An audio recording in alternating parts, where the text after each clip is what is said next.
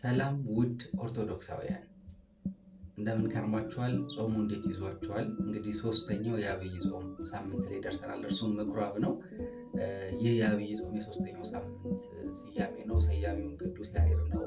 ምኩራብ አዳራሽ፣ ቤተ ጸሎት፣ ቤተ መቅደስ የሚል ፍቺ ይኖረዋል። የአይሁድ ቤተ መቅደስ ቢሆንም ማለት ነው።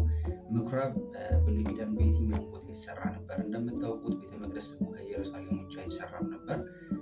አሰራራቸውን ከስሙ እንደምንረዳው አዳራሽ አንድ ወጥ የሆነ ሰፋ ያለ ቅርጽ ሲሆን ቤተ መቅደስ ደግሞ በተለያየ ቅርጽ ይሰራል። ይህም በውስጡ ቅድስት፣ ቅኔ ማህሌት እና መቅደስ የሚባሉትን ክፍሎች አካቶ ይይዛል። አንድነታቸው ደግሞ ሁሉም የእግዚአብሔርን ቃል ማስተማሪያ መማሪያ ናቸው።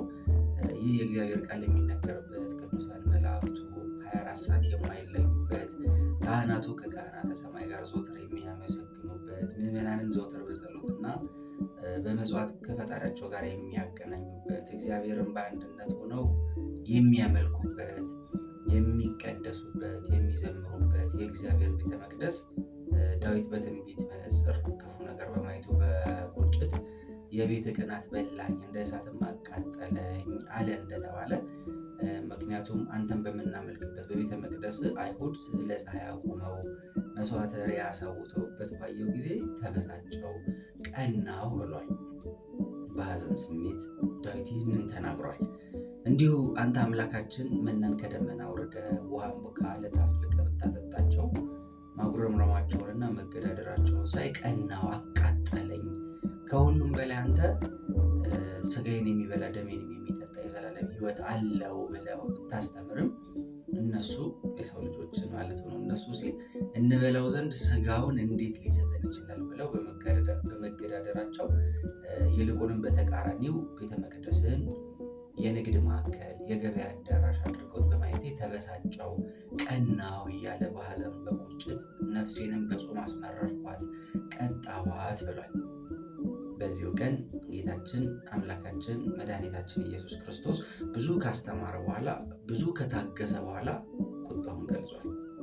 በዚህ ቀን አንደኛ ቤተ መቅደሱን ያስከበረበት፣ ያጸዳበት፣ ያነጻበት፣ የለየበት፣ የቀደሰበት ቤቴ የጸሎት ቤት ይባላል እንጂ የንግድ ወይም የገበያ ማዕከል የወንበዴዎች የአጭበርባሪዎች አይደለም ብሎ በውስጡ የስጋ ገበያ የሚያካሂዱትን በጅራፍ እየገረፈ አስወጥቶ ቤተ መቅደሱን ያስከበረበት ዕለት ነው። ሁለተኛ ሃይማኖት አለን ብለው ምግባር የሌላቸውን የገሰጸበት፣ የወቀሰበት፣ ስለ ቤተ መቅደሱ የቀናበት ቀን ነው።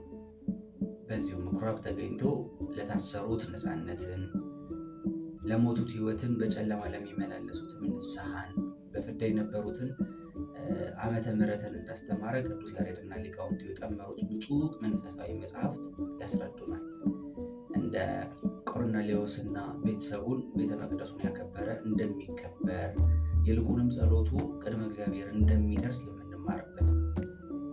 በተቃራኒው በምን አለብኝነት እንደ አይሁድ በድፍረት ያለ ንስሐ ሕይወት በባዶ መመላለስ እንደሚያስቀጣ ያለፈው የኮቪድ አይነት ጅራፍ አሳይቶናል። ራሳችን የገመርነውን የዘረኝነት ጅራፍም ራሳችንን እየገረፈ ከቤተ መቅደሱ እንዳስወጣን ተምረንበታል።